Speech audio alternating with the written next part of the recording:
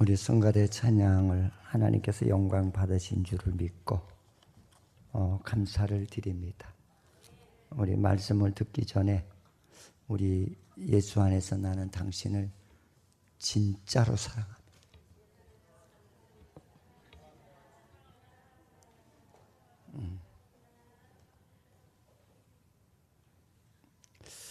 이제 바울은 고린도 교회 교인들에게 이제 편지를 써서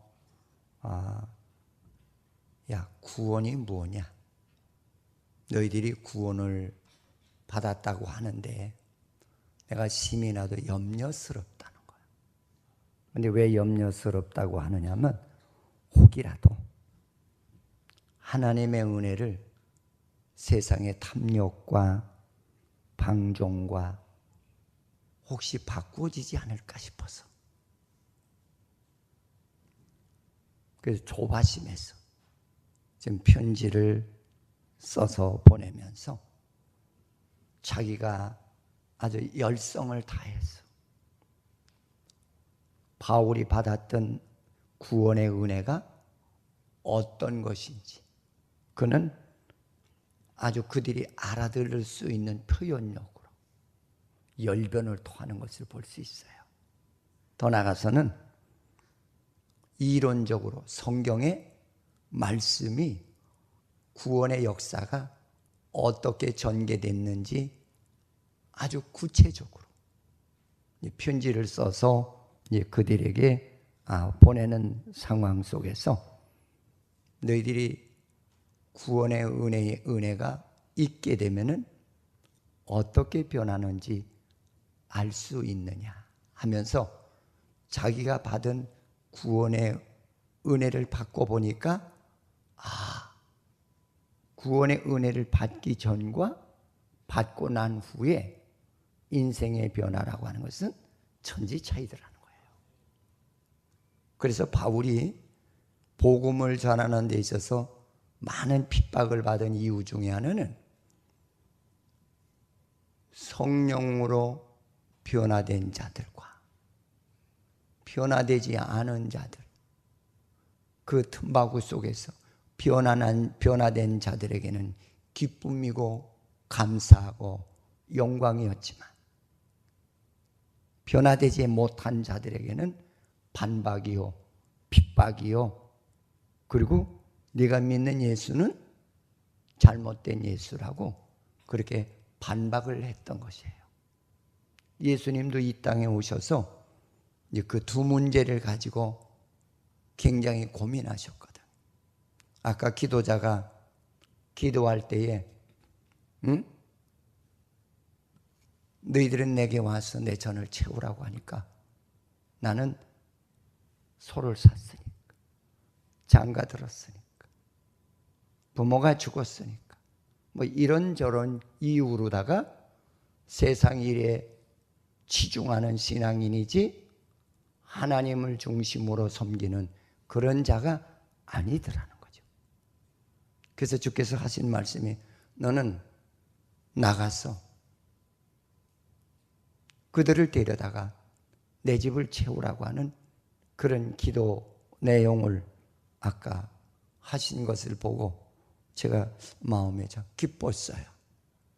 근데 우리가 이 말씀을 이렇게 전개해 나가기 전에 우리에게 꼭 필요한 것이 뭐냐면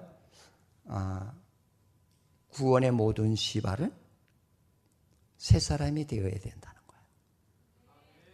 할렐루야. 근데 우리가 이론적으로는 새 사람이라는 것을 아는데 내 영적으로 새 사람의 변화가 나타나지 않는 그런 성도가 있다면 오늘 이 말씀을 우리가 들으시면서 나도 이렇게 되기를 원하는 간절한 소원과 하나님을 붙들고 깨닫는 은혜가 있으시기를 축원을 드리겠습니다. 그래서 첫째 우리에게 주는 내용이면 구원의 은혜가 역사를 하면은 옛사람이 죽어지는 것이다, 이렇게 얘기를 해요. 할렐루야. 여러분, 옛사람이라고 하는 말은 예수를 알기 전의 모습.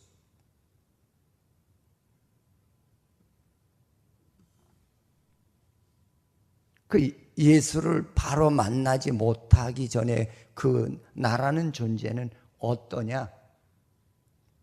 문자로는 다 알아요. 예수 믿어야 된다는 것도 알아요. 기도해야 된다는 것도 알아요. 성경 봐야 된다는 것도 알아요. 더 나아가서는 전도해야 된다는 것도 알아요. 열심으로 봉사해야 된다는 것도 알아요. 근데 내 안에 죄악의 사람이 나를 그 세계를 가지 못하도록 얽매여 놓았다. 여러분들이 신앙생활하면서 이 과정에 혹이라도 있는 자가 있다면, 내가 구원의 은혜가 무엇인가 바르게 깨닫는 그런 역사가 있기를 축원을 드립니다. 이 강단에서 말씀을 전하는 목사 자체도 마찬가지예요. 여러분들이 귀를 뜨겁게 하고 문자적으로 세상의 지식으로 여러분들을 아무리 이해시켰다 할지라도 내 마음에 성령의 역사가 없이 전한다면 그 말씀은 살아있는 말씀이 아니에요. 할렐루야. 응? 그러면서 오늘 바울은 무슨 얘기를 했냐면, 구원의 은혜라는 것은 옛사람이 죽어지는 거예요. 근데 그 죽는다는 말이 무슨 얘기? 너 옛사람의 사고, 양심, 행동, 목적 이런 것들이 다 없어지는 것이라.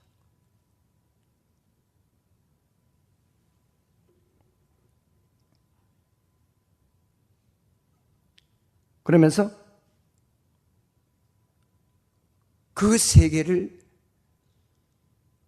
하나님의 은혜 안에 맛보아라.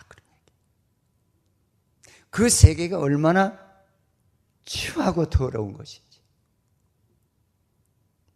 저도 하나님의 은혜에 그걸 발견하고 나서 무진장 많이 울었거든요.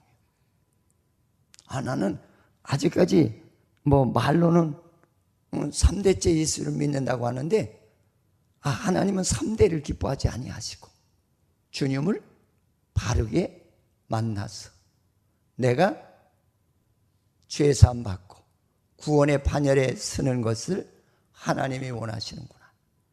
저는 그걸 뒤늦게 깨달았어요.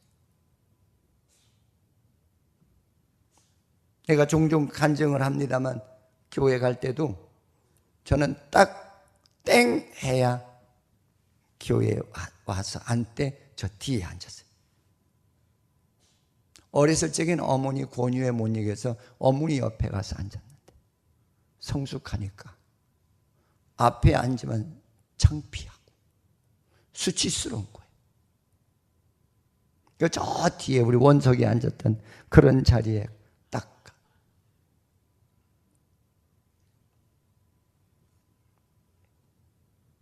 찬송도 크게 하면 창피하고, 나보고 성경을 읽으라고 그러면은 목사 욕하고, 지가 읽지 무슨 또 날 보고 호명해서 읽으라고 그러는 거야. 창피하게. 저 사람 참 예의와 도덕이 안 된 목사야. 제가 그러던 사람이에요. 응? 그래서 우리 어머니한테 와서 그런 얘기를 했어요. 어머니, 신학교는요 공부 못하는 애들이 가는 학교예요. 그때는 사실이었어요. 그게. 우리 때는 신학대학 가는 사람들은 다 진짜 공부 못하는 아이들이 갔어요. 그러니까 우리 어머니가 그렇게 여기만 볼 거야 아니야. 하나님의 역사가 있으면은 무식한 자도 하나님 말씀에 변화되는 역사가 있어. 그렇게 보지 마라. 너 그렇게 보다 너 혼난다 너. 그래. 그래서 내가 우리 어머님은 공갈 협박하는 거예요. 난 그 예수가 안 믿어져요. 그 예수가 나는 안 믿어진다. 그렇다고 내가 11조 안 하는 거 아니에요. 해요. 근데 그게 11조가 뭔지도 모르고 주일 성수해요. 아침에 나가고 전에. 근데 그게 어머니의 전통이니까 나도 하자. 그랬던 것뿐이죠. 오늘 본문에 바울이 말하는 내용은 뭐냐? 자기도 그랬던 사람인데 하나님의 은혜를 받는 순간 나가 죄로 죽었던 자구나. 그걸 알았다는 거예요. 이는 죽은 사람은 어때요? 죽은 사람은 못 봐요. 죽은 사람은 못 들어요. 죽은 사람은 말도 못 해요. 죽은 사람은 기동력이 스톱이 된 상태죠. 바울이 자기가 은혜를 받고 나니까 영적으로 자기가 죄로 죽었던 사람이라는 것을 뒤늦게 깨달았던 거예요. 죽은 사람은 어떻습니까? 무서워요. 냄새나요. 저는 요새는 안 그렇습니다만 교회가 한참 부흥될 무렵에는 한 달에 2건, 3건씩 장례식이 일어나더라고요. 염할 때 보면은 참 냄새 많이 나거든요. 그 염을 해보지 않은 사람은 그건 몰라. 냄새가 참 많이 나요. 그래서 알코올로다가 머리끝부터 발끝까지 다 닦아주거든요. 그래서 저는 염할 때 대야에다가 알코올 큰 걸 쏟아놓으라고 그래요. 솜을 묻혀서 깨끗이 닦아주거든. 냄새가 무진장. 여러분 여기서 냄새 난다는 말을 외적인 냄새로만 보지 마시고 내적으로 우리가 얼마나 냄새가 많이 나요. 그래서 철야 때도 우리 조영재 집사가 여기 어느 슈퍼마켓에 전도하는 사람이 있는데 예수 안 믿어봤냐 그랬더니 전 믿었었어요. 근데 왜 안 나가세요? 상처를 받았죠.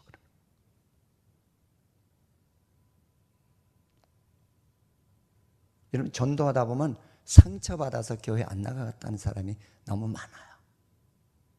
왜 그러냐면은 내가 물과 성령으로 거듭나서 죄사함 받지 못한 사람들이 함부로 아무 말이나 막 던지고 아무 행동이나 막 하고 아무 모양이나 막 드러내는 거예요.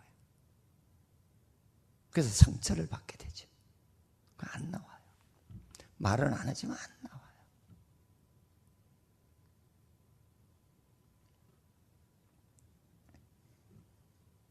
이 추하고 더러운 거, 이것을 바로 우리가 죽은 사람이라고 그래요. 여러분 예수 믿는다고 하면서도 성경 안 보는 사람이 얼마나 많아요. 말씀은 생명의 떡이거든요. 저도 부지런히 읽어서 올해 내일 모레면은 성경 5독이 끝나요. 우리 이상로 목사님은 6독 하시겠죠. 응? 저 5독 끝나거든요. 부지런히 읽으면은 6독까지라도 마칠 수 있을 것 같아요. 응? 제가 읽는 이유 중에 하나는 뭐냐면 하나님의 은혜가 뭐냐? 하나님의 실존을 글로다가 다 기록해 놓은 것이 성경 말씀이거든요. 아멘? 근데 어찌 우리가 밥 안 먹고 어떻게 살아요? 저는 예수를 물과 성령으로 거듭나는 은혜를 입고 난 다음에 성경을 보기 시작했어요. 응? 그전에는 어떤 신앙이었냐면 좀 신비주의적인 신앙이 많이 있었던 것 같아요. 기도할 때마다 나에게 방언을 주시고 나에게 좀 환상을 보여주시고 그러니까는 그게 최고인 줄 알았어요. 그러다 어느 한계점에 딱 이르니까 그게 싹 없어져요. 그때 내가 하나님 앞에서 땡깡을 부렸어요. 하나님, 나 이제 버리신 거예요? 근데 그때 하나님께서 나에게 역사하시는 은혜가 너는 이제부터 생명의 말씀을 먹어라. 그 환상을 보여주시는데 하늘에서부터 두루마리가 막 펼쳐지는데 이걸 잘 보라는 거예요. 보니까 그게 다 성경이었었어요. 부지런히 보래요. 그때서부터 읽기 시작. 그때는 하루에 많이 읽을 땐 하루에 아마 페이지 수로 한 80페이지 정도까지 읽었던 것 같아요. 그때 읽었던 성경을 가지고 목회전선에서 지금까지 써먹어요. 응? 여러분, 오늘이 이 말씀하시는 거예요. 구원의 역사 가운데는 두 가지 현상이 일어나는데 첫째 거가 뭐냐면 죄를 버리는 것이라는 거예요. 할렐루야. 그 죄가 뭐냐? 죄는 하나님을 말씀대로 믿지 않는 거예요. 응? 그래서 내가 그 신혼부부에게도 그 신혼여행 간다고 해서 걱정이 되더라고요. 제가 문자를 보냈어요. 오늘은 주일이니까 둘이서 꼭 도착하거든 손잡고 기도하고 찬송하고 말씀 보라고. 나는 그게 제일 걱정이 되더라고요. 하나님 떠나서 세상에 미치질 않을까. 했어요? 그렇게 했어요? 유세민 씨, 어?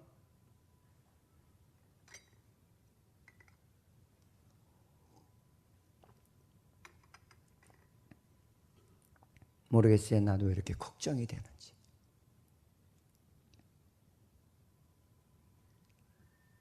그래서 이제 그 제 삶을 버리게 되면은 그 죄가 얼마나 추한 존재라는 걸 그걸 느끼게 돼요.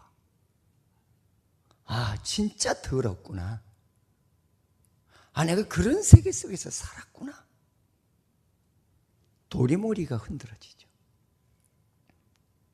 야, 나는 인간도 아니구나. 어떻게 저렇게 추한 세계를 나의 삶의 센터로 삼고 살았나. 그걸 느끼게 되는 거예요. 할렐루야. 응? 그래서 바울도 그걸 느끼고 난 다음에 뭐냐. 나는 모든 것을 분토와 같이 버렸다고 그랬잖아요. 할렐루야. 응? 구원의 첫 역사는 죄를 버리는 역사가 일어나는 것이다. 이걸 자꾸 로마 교회 교인들에게 이야기해요. 그걸 왜 그랬을까? 로마라는 자체가 세계 첨단 문화를 건넌 나라였기 때문에 그들이 세상에 나가서 하나님을 안다고 하면서 자꾸 세상에 희적되어 살아가는 거예요. 그래서 안타까워서 로마 교인들에게 얘들아, 구원의 역사는 그게 아니야. 죄악의 것을 다 버리는 거야. 할렐루야. 이제 우리도 그렇게 살아가서야 되는 거예요. 여러분, 우리가 구원해 주신 것은 세상의 안일이나 세상의 취미나 세상의 만족을 위해서 우리가 구원받은 거 아니거든요. 하나님의 영광된 삶을 하라고 구원해 주신 거예요.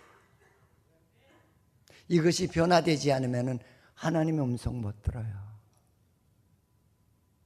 명심하십시오. 그러니까 여러분들이 예수 믿으면서 가장 캐션이 붙는 신앙의 문제가 뭐냐면 하나님의 음성이 뭐 들려 개뿔이나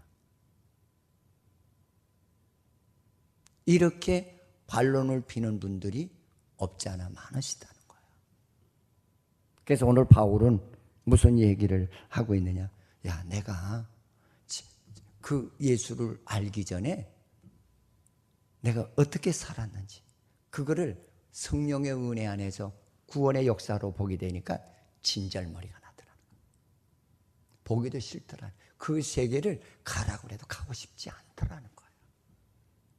이거는 누구에게나 공통적으로 느끼는 하나님의 역사인 줄 믿으시기를 축원을 드리겠습니다. 저도 그랬었어요. 세상에 저는 못하는 게 없어요. 춤도 잘 추고요. 등산도 잘하고요. 운동이라는 운동은 다 좋아해요. 다 좋아하고 만드는 거 좋아하고. 하긴 내 눈으로 보면은 그거 어떻게 해서라도 해놓거든요. 응? 친구 좋아하고. 근데 하나님의 은혜를 받게 되니까 세상 거 다 끊어버리게 되더라고요. 그래서 찬송 그대로 세상 즐거움 다 버리고 세상 자랑 다 버렸네. 이거는 특정한 인물에게만 이런 역사가 일어난다는 게 아니에요. 구원의 역사 가운데 죄를 버린 사람에게는 누구에게나 이런 하나님의 역사가 동반되는 것이 구원의 근원적인 역사라는 것을 바울이 로마 교인들에게 가르치는 내용이에요. 할렐루야. 응? 내가 언젠가도 그랬잖아요. 신혼여행 갔다 와서 우리 시골을 가는데 그때 이제 저는 그 결혼 날짜도 잊어버릴 때가 많아요. 목회하다 보니. 이번 달엔 맞췄어요. 내가 10월 16일 날 오늘이 결혼 기념일 아닌가 그랬더니 아이고 그걸 어떻게 알았대야 나보고 그래. 응? 근데 그 시골에 갔더니 감이 벌겋게 익어서 응? 그 동네 그 집사님이 잘 아는 집사님이 아이고 우리 전도사님 세대가 왔구만 하고 감가지를 탁 꺾어서 주는데 두 가지를 꺾어줘. 하나는 많이 달린 놈, 하나는 적게 달린 놈. 근데 우리는 적게 달린 놈을 주고 우리 형님네는 많이 달린 걸 줘요. 내 가지보다 2배나 더 달린 거. 그 주면서 뭐라 하냐면 아이고 이 집은 2 식구밖에 없으니까 이것도 만족하시고 이 집은 식구가 많으니까 이걸 가니까 우리 집 사람이 이 형이 좀 많이 달린 거 주지. 우리는 이렇게 조그만 거 줘. 그때 내가 그런 얘기를 한 게 기억이 나요. 아니 그 감 하나 더 먹어서 뭐 IQ가 올라가 출세를 해. 응? 내가 못 가지는 거 남이 가지면은 더 복되고 좋은 거 아니에요? 아니 나는 은혜 받고 저도 욕심이 대단히 많은 사람인데 변화가 일어나더라고. 응?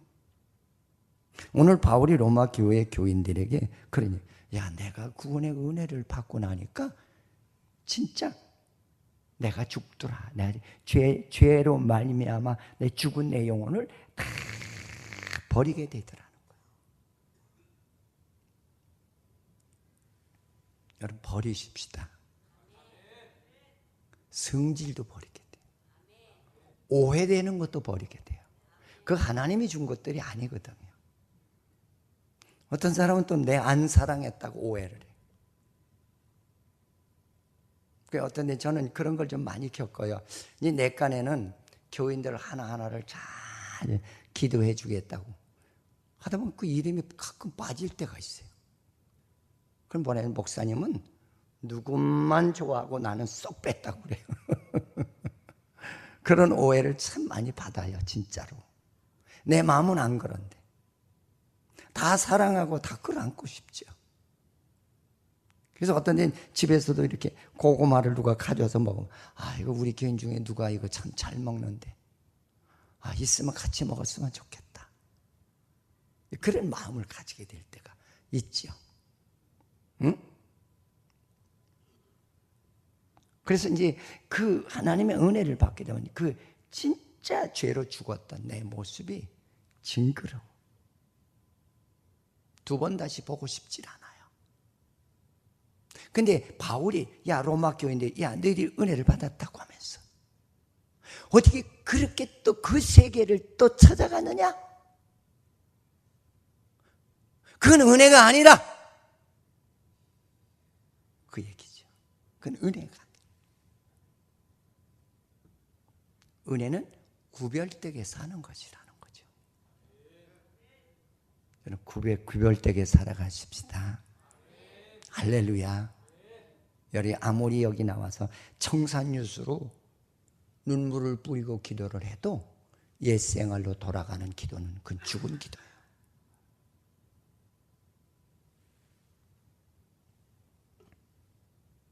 그러면서 또 무슨 얘기를 하냐면, 야, 그리스도와 함께 네가 세례를 받지 않았느냐? 세례라는 말이 뭐예요? 너 그리스도가 죽을 때 너도 같이 죽지 않았느냐? 그 죽은 예수를 네가 믿지 않느냐? 그래서 세례라는 말은 죽는다, 이런 뜻이에요. 죽는다. 그래서 세례 받을 때는 이제 우리는 아마 장로교나 감리교나 성결교나 이런 데는 그냥 약식 세례를 주지만, 침례교는 기본적으로 된 교회들은 다 가면 침례장이 따로 있어요. 그건 침례복을 입고서는 뭐 침례나 세례나 같은 말이에요. 물침자, 물에 들어가서 내가 진짜 내 실존이 죽는다는 그런 의미예요. 세례는 뭐요? 내가 내 죄를 닦아낸다는 그런 데 똑같아요. 근데 이 물 수면이 머리 위에서 약 한 15cm 정도 올라와요. 그러면 나오거든요. 그러면 나 옛사람은 죽었다라고 하는 표현이에요. 그리고 나는 새 사람으로 다시 부활이 됐다는 의미가 세례예요. 할렐루야. 그러면 우리가 예수님이 십자가에 돌아가신 것은 왜 돌아가셨느냐? 우리의 하나님의 선택된 자들의 죄를 씻어주기 위해서. 할렐루야. 그래서 오직 의인은 믿음으로 말미암아서. 내가 그걸 믿느냐? 그 얘기예요. 여러분, 예수님은 우리 죄를 씻어주기 위해서 십자가에 죽으셨어요. 그걸 믿느냐? 그거예요. 믿는 자가 구원을 받았다는 거예요. 할렐루야. 여러분, 우리 그렇게 믿는 자가 되시기를 축원을 드리겠습니다. 그래서 우리가 나의 죄를 씻기는 예수의 피밖에 없네. 그건 뭐냐면, 우리의 죄를, 피라는 말은 생명을 뜻하는 거예요. 하나님의 선택된 자들을 살리기 위해서 그가 생명을 우리를 위해 바쳤다는 거예요. 피라는 말을 그냥 단순하게 생각할 그런 단어는 아니에요. 응? 그래서 그가 죽으실 때에 믿는 자들의 죄를 다 용서하셨다는 거죠. 할렐루야. 그래서 구원의 근원적인 뜻은 죄가 죽는 것이라. 두 번째로 바울이 말하고자 하는 내용은 무슨 내용이냐? 살리는 일이라고 그랬어요. 할렐루야. 그러면 죽은 것으로 끝나야 될 것이냐? 아니래. 죄에 대해서 죽은 자는 하나님 우리를 예수와 같이 살려주신다는 거예요. 아멘. 그래서 예수님이 죽으셨다가 사흘 만에 부활하신 것은 나와 같이 죄 사함을 받은 자는, 그러니까 주님이 죽으셨다 살아났다는 건 구원의 역사를 조명하는 거예요. 그게. 할렐루야. 응? 내가 죄를 죽이고 나면 나와 같이 새로운 인생으로 부활이 되는 모습을 주께서 미리 보여주신 거예요. 그래서 우리가 부활절 때 예수 부활 내 부활 할렐루야, 그런 뜻이야. 그게 할렐루야. 응? 그러면서 그 부활이 되게 되면은 새 생명을 하나님께서 우리에게 주신다. 이제 과거에 죄악의 인생이었다면 이제는 하나님의 생명을 우리에게 공급하시는 그런 새 인생. 육신의 껍데기는 똑같은데 내 이 영 안에 하나님의 새로운 영을 부어주신다는 거예요. 할렐루야. 그렇게 되고 나면은 어떤 역사가 일어나느냐? 새로운 사고, 새로운 마음, 새로운 행동, 새로운 소망이 이루어진다는 거예요. 응? 여러분들의 소망은 뭐예요? 응? 그냥 밥 먹고 그냥 배설하고 나이들만 죽는 거예요? 난 이번에 라오스를 가는 문제를 놓고도 제가 좀 기도를 하면서 하나님, 나 거기 선교를 위해서 조사하러 가는데 하나님 어떤 모양으로든지 하나님 역사해 주시기를 원합니다. 그럼 비행기 타는 거 저는 싫어요. 얼마나 피곤해. 그 닭장보다 더 힘들어요. 이렇게 앉아서 진짜 8시간, 9시간 그냥 가보세요. 미치고 환장하죠. 차라리 버스를 타면 탔지 비행기 탈 거 아니더라고 나는. 응?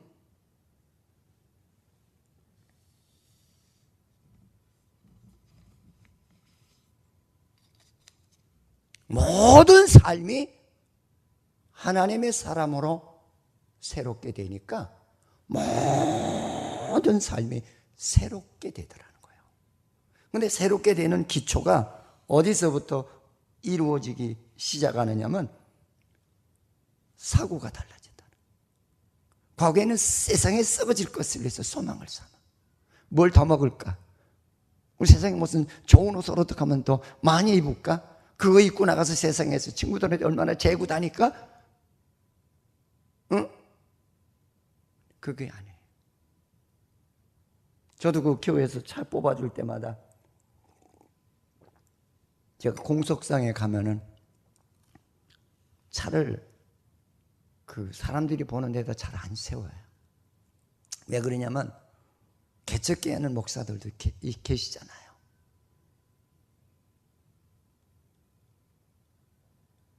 그래서 못 보는데 차 안 타고 오셨어요? 그래서 타고 와서 차가 없던데요? 내가 그냥 저기다 갖다 세워놨어요. 왜요? 아니 목사님 연령돼 가지고 그냥 뭐 뻗어지 타고 다니셔도 괜찮으시던데. 아니죠. 하나만 생각하면 안 되죠. 아닐까요? 하나만 생각하면 안 돼요. 응? 사고가 달라져. 모든 삶은 하나님의 영광을 위해서. 할렐루야. 이런 모든 삶은 하나님의 영광을 위한 목적과 뜻이. 그렇게 살면 내가 바보 같고 세상에서 뒤떨어지는 인간 같지만 아니에요. 하나님이 나와 함께 하시고 내 육신에 필요한 것을 채워주시고 나를 하나님께서 높은 자리에 올리시는 인도하심이 있는 줄 믿으시기를 축원을 드리겠습니다. 그래서 저는 꼭 하는 말이 있어요. 결혼하는 자들에게 너 형제가 몇이냐 물어봐요. 그럼 그래요. 예수 잘 믿는 형제가 제일 복 많이 받는다. 그거 명심해라 그래요. 그냥 건상으로 했던 사람이 많아요. 듣거나 말거나 내 할 말은 다 전해줘요. 예수 잘 믿는 형제가 잘 산다는 거죠. 아멘? 첫째는 좋은 사람 만나게 해주시고 기도 많이 하는 사람 만나게 하시고 주를 위해 사는 사람 만나게 해주셔서 나에게 진짜 내 자식이 인물이 나오는 복도 주시는 거예요. 우리 아까 꼬마가 특성을 하는 줄 알았어요. 아는 찬송이니까 그냥 아주 그냥 생방송이 나오는데 여기서 내가 듣고 웃었다니까요. 그래 하나님 앞에서 저렇게 찬양하는 거야. 무슨 체면을 차리고 저 아이들은 옆에 엄마 아빠 그거 생각하지 않거든요. 그죠? 내가 아니까 그냥 신나게 찬송은 하나님 들으라고 부르시는 거예요. 할렐루야. 응? 저번 날 새로 나오신 분이 여기서 무슨 찬송을 좋아하세요? 저 높은 곳을 그걸 좋아한대요. 그래서 내가 근데 언제 나올 줄 알아야지. 내가 그 찬송을 꼭 넣어드릴게 그랬거든요. 우리 강영애 권사님 전화해서 언제 다음 주에 나온다는 그 찬송 꼭 내가 넣어드릴게. 그 영혼이 즐거워한다면 그렇죠? 물론 찬송은 그날 예배와 다 연결된 찬송을 찾거든요.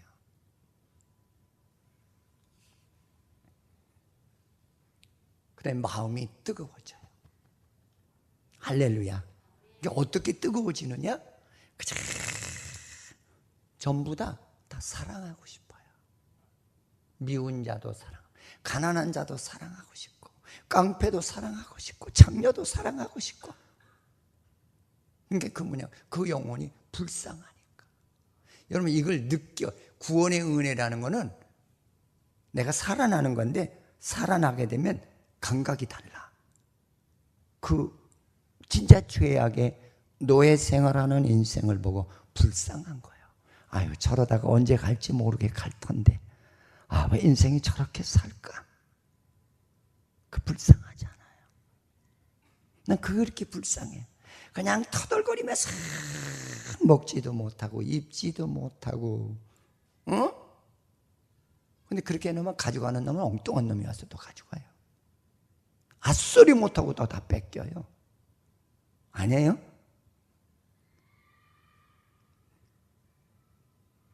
나는 그래요. 하나님이 지키는 자가 되어야 돼요. 하나님이 보호하시는 자가 되어야 될 줄 믿으시기 축원을 드립니다. 할렐루야. 그럼 내가 신앙생활 잘하면은요, 하나님께서 내 자녀에게 더 큰 복을 많이 주세요.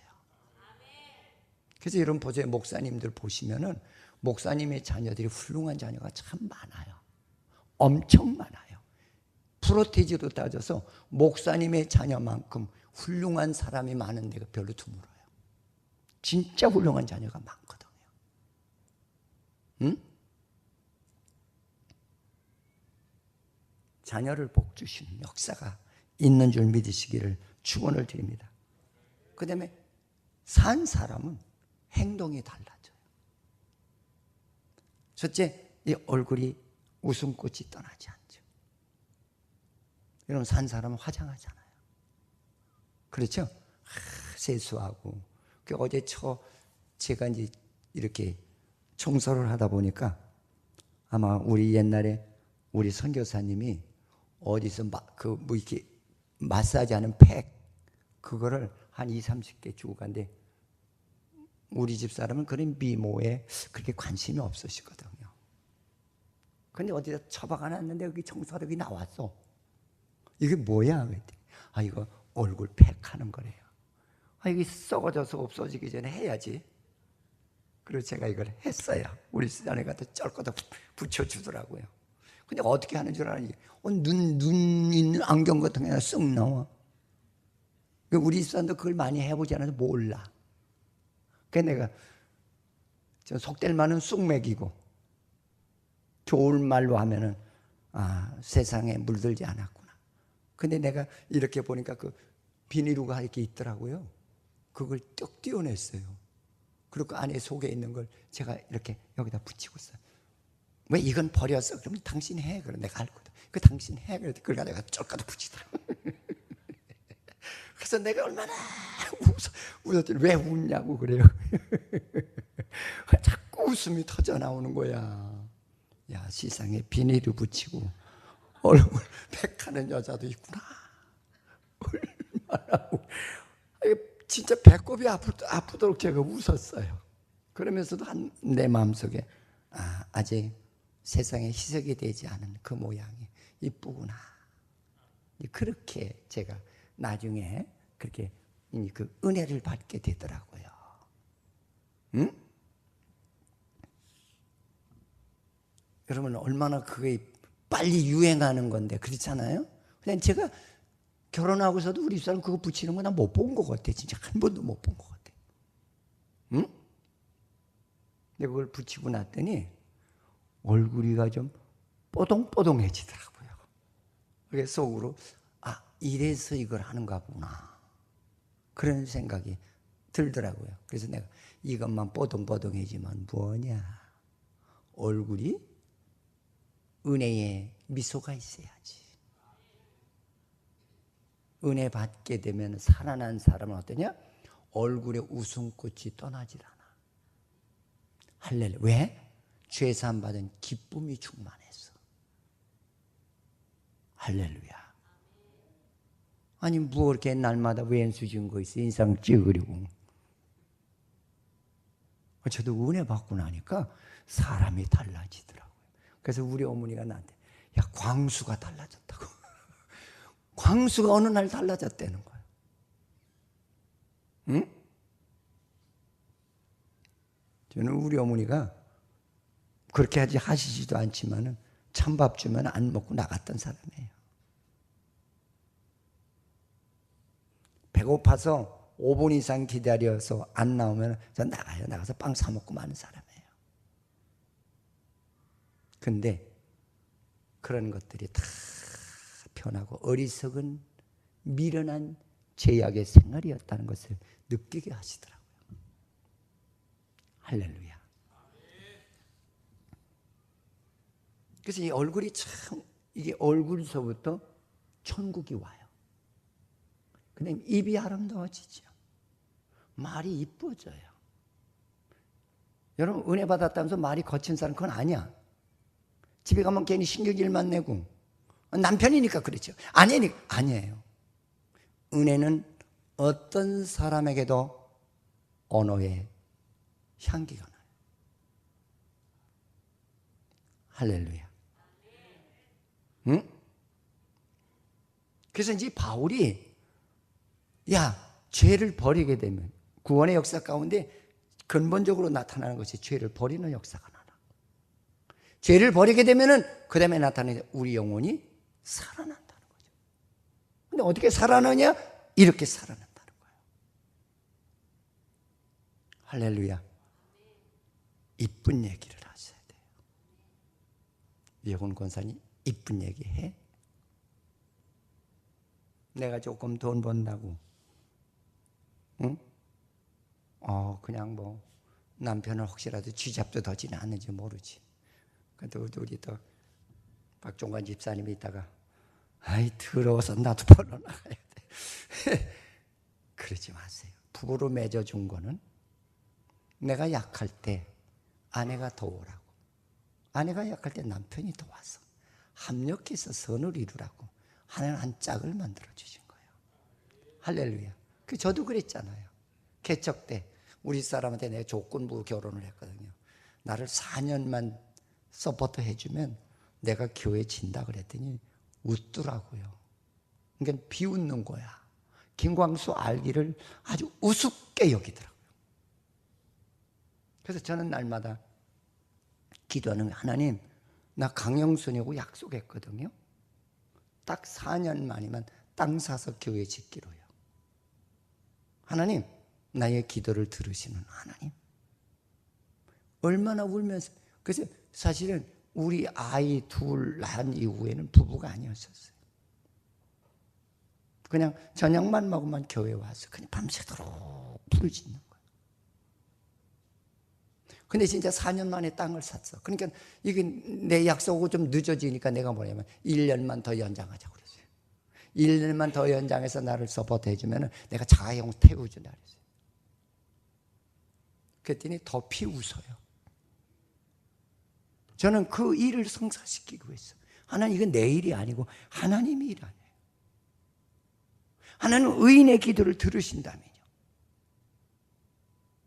여러분, 하나님은 의인의 기도를 들으시는 하나님.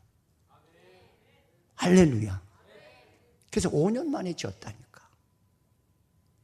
우리 총회 안에서 진짜 센세이션을 일으켰던 사람이에요. 5년 만에, 개척해서 5년 만에 땅을 사고 교회 지은 교회가 없었어요. 1,500 안에. 하나님은 내 기도를 들으시더라고요. 응? 그때 내 목적은 우리 아이들이 입을 것이 없었어요. 우리 집 사람도 겨울인데 입을 것이 없었어요.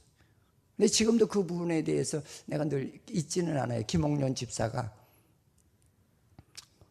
사모님 생일인데 그 옷을 사드리겠대요. 근데 옛날엔 그 SS 패션이 아주 유명했잖아요. 거기 가서 사준다는 거예요. 거길 갔죠. 옷을 벗어야 입을 거 아니에요.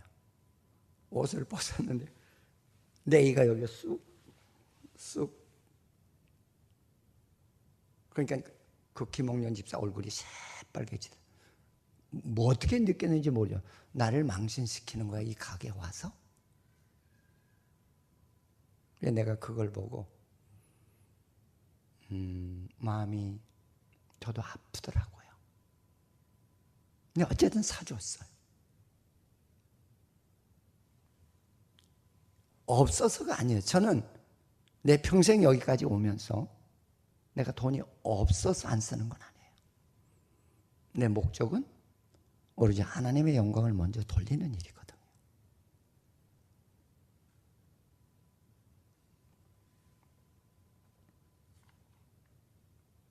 그 일을 성사시키기 위해서. 그러니까 하나님 내 기도를 들으시더라고요. 제가 왜 이런 얘기를 해요?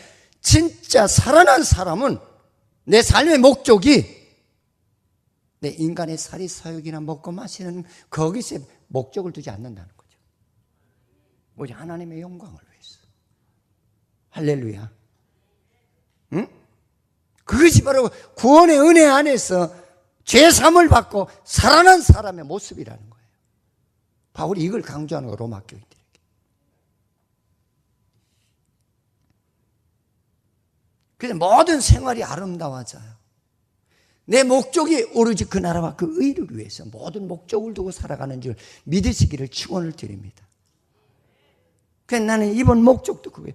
하나님, 우리 교회가 해외의 교회를 좀 많이 짓게 해달라고. 한국은 안 돼요, 이제는. 한국은 포화 상태고, 한국은 이제는 진짜, 이제는 쇠 먹어서 안 돼요. 그래서 자꾸 외국에다가 발을 뻗치는 거예요. 난 지금도 그래. 누가 진짜 목회하고 싶다. 진짜 난 개척해서 진짜 영혼을 살리고 싶다는 사람이 있으면 저 찾아오라고 하고 싶어요. 죽으면 죽으리라고 하겠다는 사람 오라는 거예요.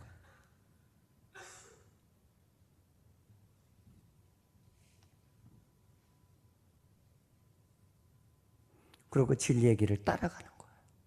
왜? 이제는 죄인이 아니라 하나님의 사람이 되었기 때문에 하나님의 진리의 말씀을 따라가는 거예요. 요한복음 14장 6절에 보십시오. 읽어보십시오.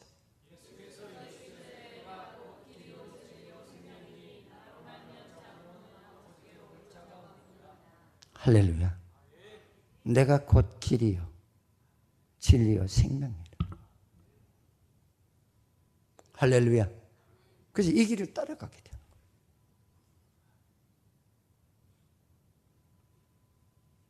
그래서 저는 그래 지금도 큰일 났다. 이 세상 큰일 났다. 구경꾼의 신앙은 많아. 근데 참 신앙의 힘이라도 적다는 거죠. 여러분이 구경꾼의 신앙이 되지 마십시오. 얼굴 도장이나 찍는 신앙이 되지 마십시오. 그 나라와 의를 위해 살아가는 신앙이 되시기를 축원을 드리겠습니다. 응?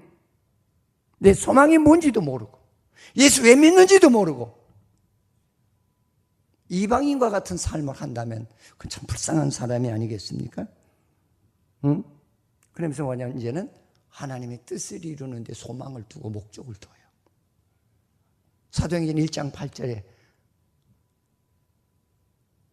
읽어보세요.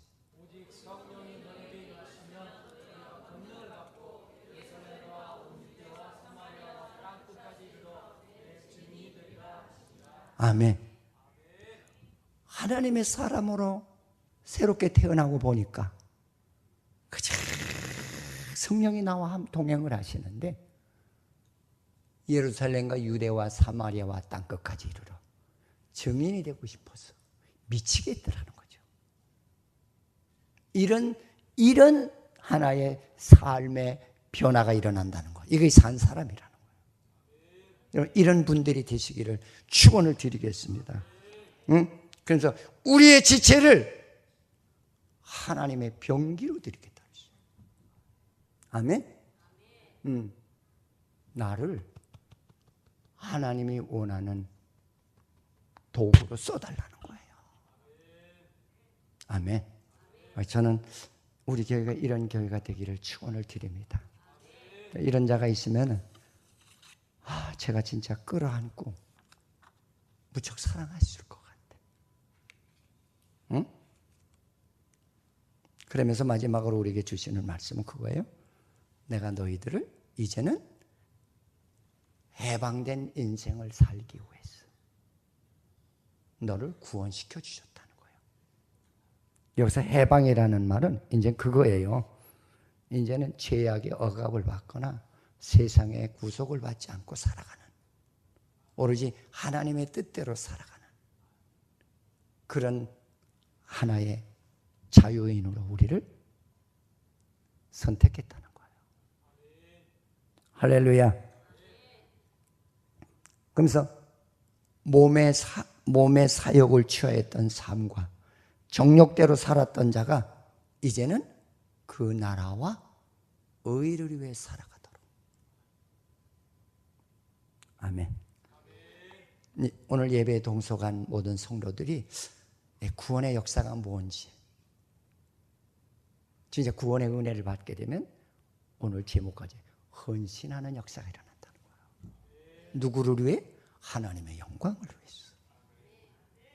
할렐루야. 응?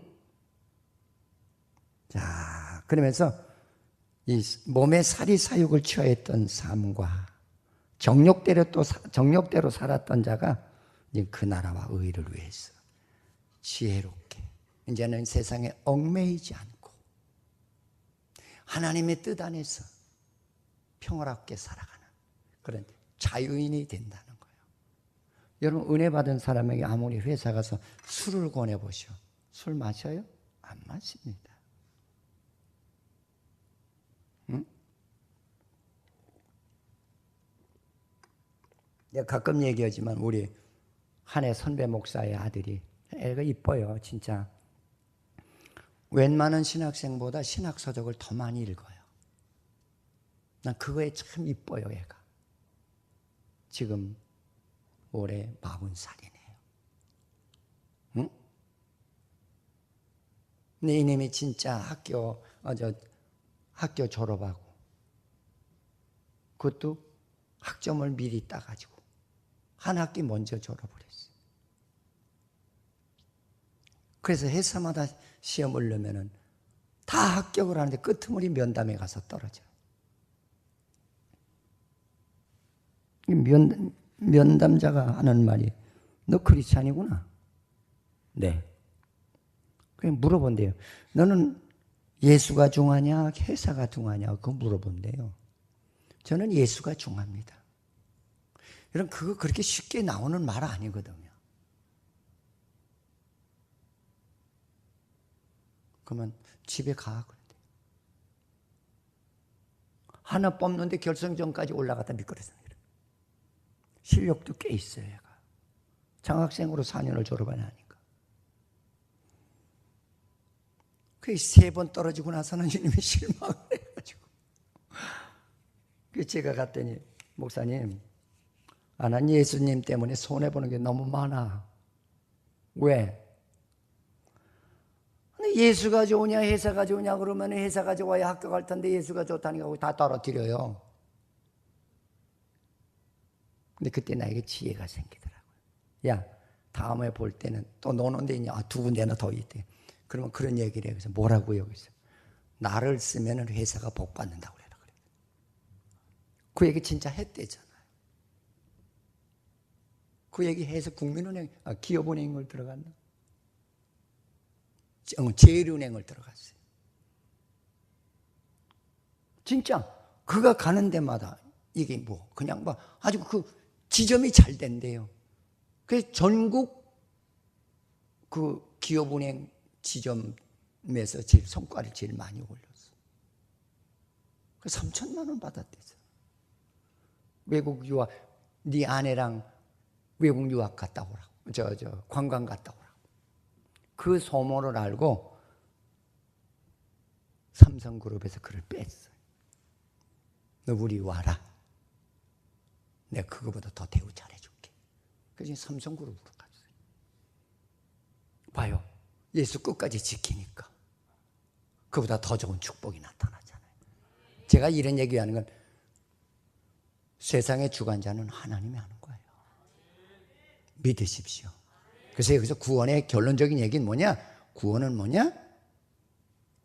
바로 죄악을 버리는 거고, 죄악을 버리게 되면 너는 하나님의 사랑으로 다시 너는 탄생할 것이고, 탄생하고 나면 너는 이제는 복음을 위한 자유인이 될 거야.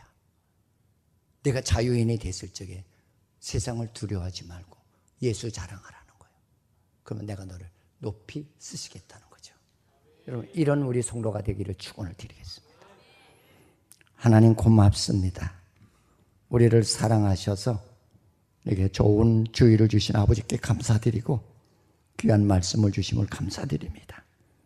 우리들 혼돈하지 않고 예수를 바르게 믿는 믿음이 되게 하시옵소서. 예수님의 이름으로 기도드립니다. 아멘.